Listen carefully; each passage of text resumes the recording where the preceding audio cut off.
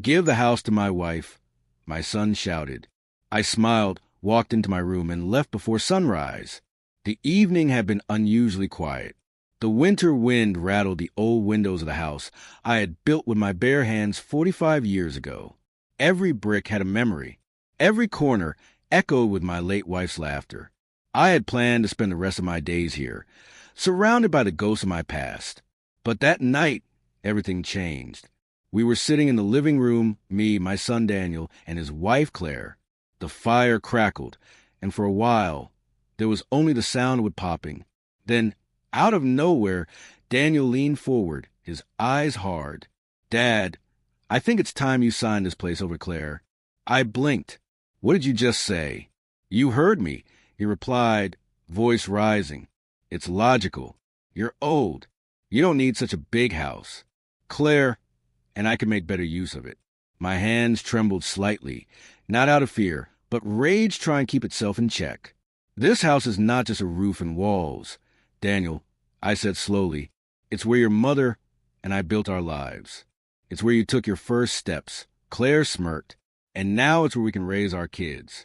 Don't be selfish." That word selfish hit me like a slap. I'd worked 2 jobs for decades to keep a roof over my family's heads. I'd skipped meals so Daniel could eat. I'd worn the same winter coat for 15 years, so he could have the newest school supplies. And now I was being told to hand it all over as if my existence had an expiration date. I didn't argue further. Instead, I excused myself, walked to my room, and quietly closed the door. My heart was pounding, but my mind was clear. I pulled out an old wooden box from under my bed. Inside was the deed to the house, a small stack of savings bonds, and my passport. At dawn, while the frost still clung to the garden fence, I left. Not a note, not a word, just silence.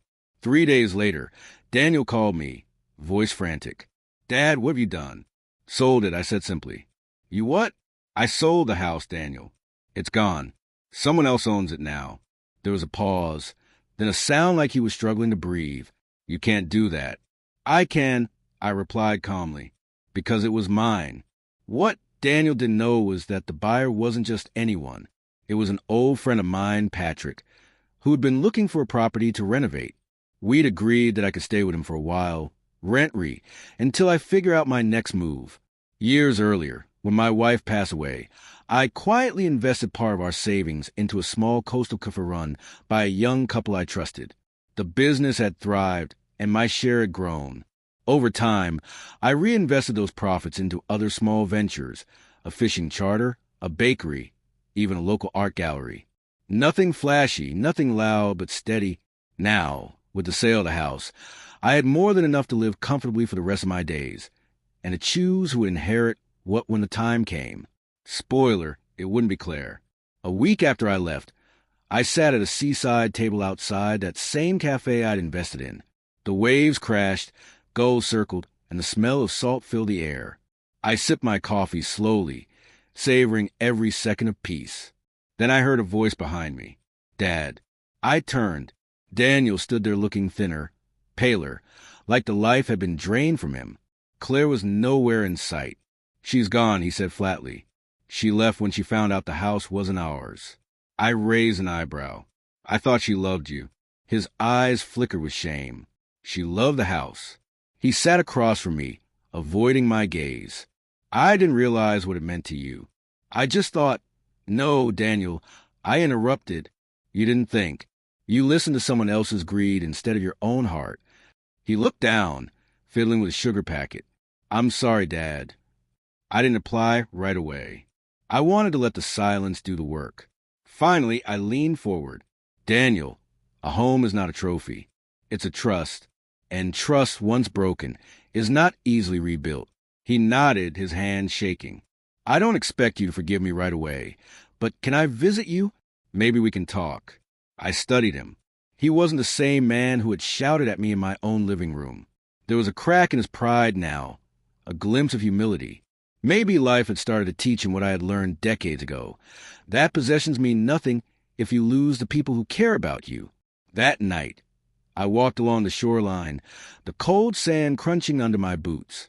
The stars above were sharp and clear, the moon casting a silver path across the water. I thought of my wife.